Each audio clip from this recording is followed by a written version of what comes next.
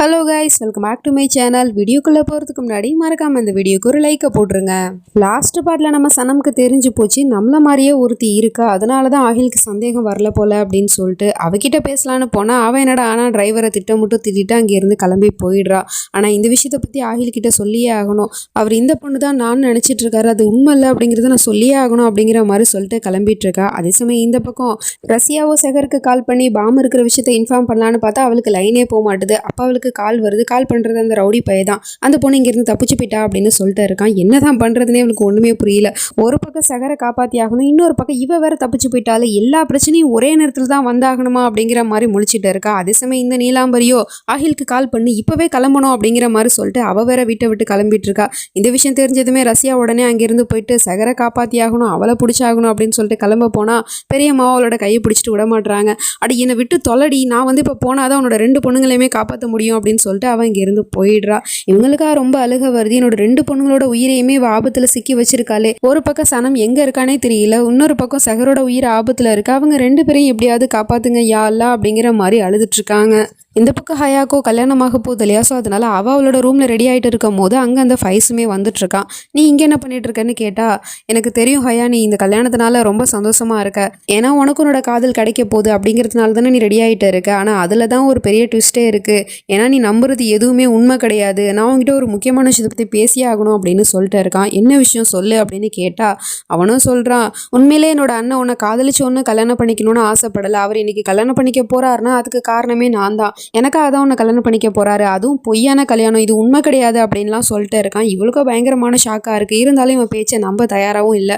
நீ சொல்றதெல்லாம் நான் எதுக்காக கேட்கணும், நீ பொய் தான் சொல்ற, ராகத்தும் நானும் உயிருக்குயிராக காதலிக்கிறோம், அவரும் என்ன கல்யாணம் பண்ணிக்க தான் ஆசைப்படுறாரு, அதுவும் காதலோட அப்படின்னு சொன்னா அது எதுவுமே உண்மை கிடையாது, அவர் எனக்காக தான் இதெல்லாம் பண்றாரு, நீ வேணா அதை நம்பலன்னா நான் உனக்கு ஒரு ப்ரூஃப் காட்டவா அப்படிங்கிற மாதிரிலாம் கேட்டா அதெல்லாம் எனக்கு தேவையே கிடையாது, நான் ராகத்துக்கிட்டே போயிட்டு இதை பற்றி கேட்டுக்கிறேன் அப்படின்னு சொல்லிட்டு அவங்க இருந்து கிளம்ப போனா ஒரு நிமிஷம் இதை பார்த்துட்டு போ அப்படின்னு சொல்லிட்டு வீடியோ ப்ளே பண்ணி காமிக்கிறான். நீங்கள் நினைக்கலாம் அவளுக்கு தான் காதும் கேட்காது வாயும் பேச முடியாது, ஸோ அதனால காது கேட்காதனால அந்த வீடியோவில் இருக்கிறது அவளுக்கு என்ன கேட்கவா போகுதுன்னு தான் நினைப்பீங்க. ஆனால் அந்த வீடியோவில் அவன் லிப் மூமெண்ட்டை வச்சு அவள் கண்டுபிடிச்சிடுறான். அவன் சொல்லியிருக்கான், இந்த மாதிரி நான் இதெல்லாம் உனக்காக தாண்டா பண்ணுறேன் அப்படிங்கிற மாதிரிலாம் பேசினான் இல்லையா. ஸோ அது எல்லாத்தையுமே கட் பண்ணி இவனுக்கு தோதா வந்து ரெக்கார்ட் பண்ணி இங்கே காமிச்சிக்கிட்டு இருக்கான். இதை பார்த்து இவளுக்கோ பயங்கரமான ஷாக்கு. ஏன்னா அதில் ராக தெளிவாக சொல்லியிருக்கான், நான் இந்த கல்யாணத்தையே உனக்காக தான் பண்ணிக்கிறேன் அப்படிங்கிற மாதிரி சொல்லிட்டு அதுக்கப்புறம் சொல்கிற விஷயத்த தான் அவன் கட் பண்ணிட்டான் இல்லையா. ஸோ இந்த விஷயத்த பிடிச்சிக்கிட்டு அவளோட மனசே உடஞ்சி போயிடுது.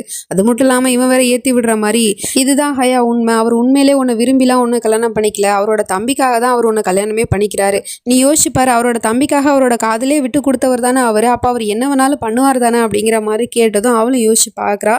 அதாவது ஃபைஸு கூட இவளுக்கு கல்யாணம் நடந்தப்போ கூட அவன் இதானே சொன்னான், என் தம்பியை ஏற்றுக்கோ, நான் உன்னை கெஞ்சி கேட்டுக்கிறேன், என்னை மறந்துட்டு நீ அவனை உன்னோட புருஷனா ஏற்றுக்கோ அப்படிங்கிற மாதிரிலாம் சொல்லியிருப்பான். ஸோ அதெல்லாம் இவளும் யோசிச்சு பார்த்துட்டு இருக்கா. நீ நல்லா யோசிச்சு பாரு ஹயா, அவர் உண்மையிலே உன்னை திரும்பவும் ஏமாத்த தான் பார்க்குறாரு, இப்போவும் உன்னை நிஜமா அவர் ஒன்றும் கல்யாணம் பண்ணிக்க பார்க்கல, அவரோட தம்பிக்காக தான், அதாவது எனக்காக தான் அவர் உன்னை கல்யாணம் பண்ணிக்க பார்க்குறாரு, இந்த உண்மையை நானும் சொல்லாமல் இருந்திருக்கலாம், ஆனால் நான் உன்னை உண்மையாக காதலிக்கிறேன், அதனால தான் நீ அண்ணன்கிட்ட ஏமாறக்கூடாதுங்கிறதுக்காக தான் இந்த விஷயத்தை பற்றி நான் அவங்ககிட்ட சொல்லிட்டு போகலான்னு வந்தேன் அப்படிங்கிற மாதிரி சொல்லிட்டு அவங்க இருந்து போனால் இவ என்னடானா அப்படியே இடிஞ்சு போய் உட்காந்துடுறா.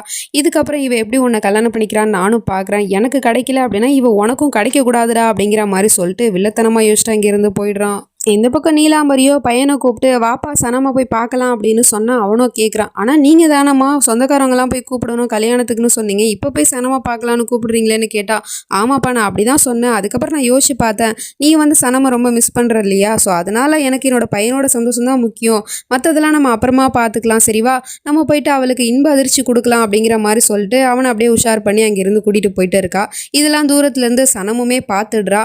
ஆகில் அந்த நீலாம்பரி எங்கே அழைச்சிட்டு போகிறா அப்படிங்கிற மாதிரி யோசிச்சுட்டு இருக்கும் போதே பார்த்தா அவன் கார் எடுத்துட்டு அங்கே இருந்து போயிடுறான். அதுக்கப்புறம் பின்னாடி ஒரு ஆட்டோ வருது, அந்த ஆட்டோவில் ஏறி இவளுமே பின்னாடி கத்திக்கிட்டே போயிட்டு இருக்கா, ஆகில் ஆகில்னு சொல்லிட்டு. சகர் ஒரு பக்கம் காரில் பாம்பு இருக்கிறது கூட தெரியாமல் அவள் ஏதோ ஒரு யோசனையில் போயிட்டு இருக்கா. அப்படியே அங்கே கட் பண்ணா இந்த பக்கம் ஹயா ரோட்டில் உட்காந்துக்கிட்டு கதறி கதறி அழுதுகிட்டு இருக்கா. அவளால் இந்த ஏமாற்றத்தை தாங்கிக்கவே முடியல. ஏன்னா ஒரு தடவை இல்லை 2 தடவை ராகத் ஏமாத்துற மாதிரி பண்ணிட்டான் இல்லையா. ஸோ அதனால அது எல்லாத்தையும் நினச்சி பார்த்துட்டு ராகத் தான் கூட காதலோட இருந்தான் இல்லையா, அது எதுவுமே உண்மை கிடையாதா, அப்போது எதுக்காக எனக்கு இவ்வளோ பெரிய சோதனையை கொடுக்குறீங்க யா அல்லா, எல்லாருக்கும் அவங்கவுங்களோட வாழ்க்கையை பற்றி தான் கவலையே தவிர என்னை பற்றி யாருமே யோசிக்க மாட்டுறாங்களே, எதுக்காக இந்த அண்ணனும் தம்பியும் சேர்ந்துக்கிட்டு வச்சுக்கிட்டு என்னோட வாழ்க்கையில் இப்படி விளையாடுறாங்க. நான் ஒரு ஊமை பொண்ணு, என்னால் எதுவும் பேச முடியாது, வாய் பேச முடியாது, அப்புறம் காது கேட்காது அப்படிங்கிறதுனால தானே என்னோட வீக்னஸ் அவங்க பயன்படுத்திக்க பார்க்குறாங்களா? எனக்கு எதுக்காக இவ்வளோ பெரிய சோதனையை கொடுத்தீங்க? அப்படி ஒருவேளை அவங்க கெட்டவங்களா இருந்தால் எதுக்காக அவங்கள என்னோட வாழ்க்கையில் கொண்டு வந்தீங்க அப்படிங்கிற மாதிரிலாம் சொல்லிட்டு ரொம்ப அழுது புலம்பிட்டு இருக்கா. நமக்கே ரொம்ப கஷ்டமாக தான் இருக்குது. பாவம், உண்மையிலேயே சொல்லப்போனால் இவ வாய் பேச முடியாது, அப்புறம் காது கேட்க முடியாதுங்கிறதுனால தான் அவனுங்க இந்த ஆட்டம் போட்டுட்டு இருக்கானுங்க, அண்ணனும் தம்பியும் சேர்ந்துக்கிட்டு. அது மட்டும் இல்லாமல் யா அல்லா அப்படிங்கிற மாதிரி கத்திக்கிட்டு இருக்கா. அப்போ தான் நமக்கே ஒரு விஷயத்த காட்டுறாங்க. அவளுக்கு வந்து பேச்சு வந்துருச்சு அப்படின்னு சொல்லிட்டு இதை அவளாலே நம்ப முடியல. அல்லா அல்லா அல்லான்னு சொல்லிட்டு திரும்ப திரும்ப சொல்லி பார்த்துட்டே இருக்கா. அவளுக்கே நம்ப முடியல, என்னது நமக்கு பேச்சு வந்துருச்சா அப்படிங்கிற மாதிரி சொல்லிட்டு. ஆனால் இப்போவும் அதை அவளால் முழுசாக ஏற்றுக்கவும் முடியல. எனக்கு சின்ன வயசுலேயே இந்த குரல் இல்லாமல் நான் பேச முடியாமல் எவ்வளவோ கஷ்டப்பட்டிருக்கேன், எவ்வளோ கஷ்டத்தை நான் அனுபவிச்சிருக்கேன், எத்தனையோ பேர்கிட்ட நான் ஊமைங்கிற அந்த பேரை வாங்கியிருக்கேன். ஆனால் இப்போ எதுக்காக எனக்கு இந்த குரலை கொடுத்தீங்க? எனக்கு எதுக்காக இந்த பேச்சை கொடுத்தீங்க? நான் எந்த இடத்துலலாம் பேசணும்னு நினச்சனோ அந்த இடத்துலலாம் நான் பேச முடியாததுனால தான் அது ஒரு பெரிய மிஸ் அண்டர்ஸ்டாண்டிங்காக ஆச்சு. என்னோட வாழ்க்கையை இன்றைக்கி நாசமாக போச்சு. இன்றைக்கி எதுக்காக எனக்கு இந்த குரலை கொடுத்தீங்க? எதுக்காக இந்த பேச்சை கொடுத்தீங்க? இல்லை இதுக்கு பின்னாடி எதுவும் நன்மை இருக்கா அப்படிங்கிற மாதிரி யோசிச்சுட்டு உட்காந்து அழுதுட்ருக்கா.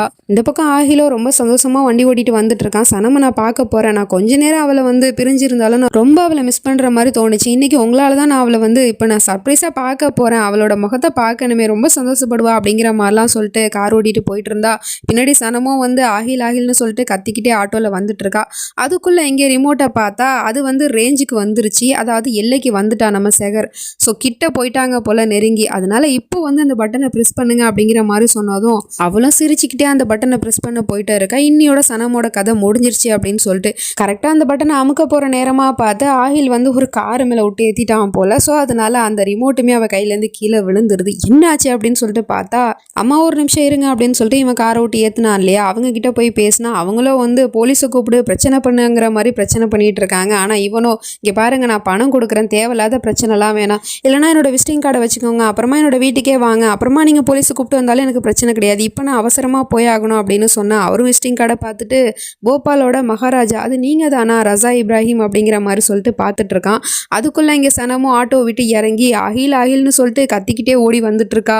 அதுக்குள்ளே இவளுங்களோ ரிமோட்டை தேடு அப்படின்னு சொல்லிட்டு ஒரு வழியாக ரிமோட்டை தேடி கையிலேயுமே எடுத்து வச்சுட்டு இருக்காளுங்க. இப்போவுமே வந்து அது ரேஞ்சில் தான் இருக்குது, இப்போ ப்ரெஸ் பண்ணாலுமே பாம்பு வெடிச்சிரும். நல்ல விஷயம் தான், இப்போவுமே இது ரேஞ்சில் தான் இருக்குது அப்படின்னு சொல்லிட்டு கொஞ்சமும் யோசிக்காமல் சிரிச்சுக்கிட்டே அந்த பட்டனை ப்ரெஸ் பண்ணிடுறா. அடுத்த செகண்டே பார்த்தா அங்கே போயிட்டு இருந்த காரு டமால்னு வெடிச்சு சதறுது. அந்த சத்தத்தை கேட்டு எல்லாருமே திரும்பி பார்க்குறாங்க. சனமுக்கோ ஒன்றுமே புரியல. அதை விட நம்ம ஆகில அந்த நம்பர் பிளேட்டை கவனிச்சிடுறான். அது வந்து சனமோட காரு தான் அப்படிங்கிற மாதிரி சொல்லிட்டு சனம் அப்படின்னு சொல்லிட்டு கத்திக்கிட்டே அங்கேருந்து ஓடிக்கிட்டே இருக்கான். இவளுங்களும் அங்கே பாம்பு வெடிச்சிருச்சு, காரு வெடிச்சிருச்சு அப்படிங்கிற மாதிரி சொல்லிட்டு ரொம்ப சந்தோஷப்பட்டுட்டு இருக்காளுங்க. அவனோ சனம் அப்படின்னு சொல்லிட்டு எகிரி குதிச்சு ஓடிக்கிட்டே இருக்கான். அதுக்குள்ளே இங்கே சனமோ பின்னாடி நின்றுக்கிட்டு அது சனம் இல்லை, நான் இங்கே இருக்கேன் ஆகில் அப்படிங்கிற மாதிரி சொல்லிட்டு கத்திக்கிட்டே இருக்கா. கரெக்டாக அங்கே வந்து அந்த ரவுடி பையலும் ரசியா வந்து காரில் ஏற்றி கூட்டிகிட்டு போயிட்டாங்க. உன்னை எங்கெல்லாம் தேடுறது, எதுக்கடி நீ தப்பிச்சு ஓடுன அப்படிங்கிற மாதிரி சொல்லிட்டு இந்த நீலாம்பரியோ சோலி முடிஞ்சிருச்சு, இதுக்கப்புறம் என்ன தடுக்கிறதுக்கு யாருமே கிடையாது, இதுக்கப்புறம் என்னோட கனவை ஜெயிக்கிறதுக்கு யாரும் தடையாக நிற்க மாட்டாங்க, இனிமேல் இந்த சொத்து பத்து எல்லாத்துக்குமே சொந்தக்காரி நான் மட்டும்தான் அப்படிங்கிற மாதிரி சந்தோஷப்பட்டுட்டு இருக்கா. அதுக்குள்ளே ஆகிலோ வந்து எகிரி குதிச்சு அந்த நெருப்புக்கிட்ட போகவும் அவனை தடுங்க அப்படிங்கிற மாதிரி சொல்லிட்டு தடுக்க சொல்லிட்டே இருக்கா. அங்கிளும் வந்து அவனை பிடிச்சா அவனை சமாதானப்படுத்தவே முடியல. அவன் போயிட்டு அந்த நெருப்புக்கிட்ட போக தான் பார்த்துட்டு இருக்கான். அப்போ கரெக்டாக அந்த நீலாம்பரி வந்துட்டு அகில் என்னப்பா பண்ணுற, சனம் செத்து போயிட்டாப்பா, அவள் திரும்ப வரமாட்டா, நீ எதுக்காக இப்போ அங்கே போயிட்டு இருக்க, அவள் திரும்ப வரமாட்டாப்பா, அமைதியாகுப்பா அப்படிங்கிற மாதிரி சொல்லிட்டு சமாதானம் பண்ணுற மாதிரியே அவனை தோளில் சாச்சிக்கிட்டு இவன் வெள்ளத்தனமாக சிரிச்சுக்கிட்டே இருக்கா. அவனும் கதறி கதறி அழுதுட்டு இருக்கான். அவள் அல்லா கிட்ட போயிட்டு அகில் உனக்கு தான் தெரியும்ல, அல்லா கிட்ட போனவங்க யாரும் திரும்ப வரமாட்டாங்க அப்படிங்கிற மாதிரி சொல்லிட்டு நம்மளை பார்த்து வெள்ளத்தனமாக சிரிச்சுக்கிட்டே இருக்கா. உண்மையிலே நம்ம சகர் செத்து போயிட்டாலா என்னங்கிறதுலாம் தெரியல, வெயிட் பண்ணி தான் பார்க்கணும். நெக்ஸ்ட் நினச்சி நம்ம அடுத்த பாட்டில் பார்த்து தெரிஞ்சுப்போம். அது வரைக்கும் பை ஃப்ரெண்ட்ஸ்.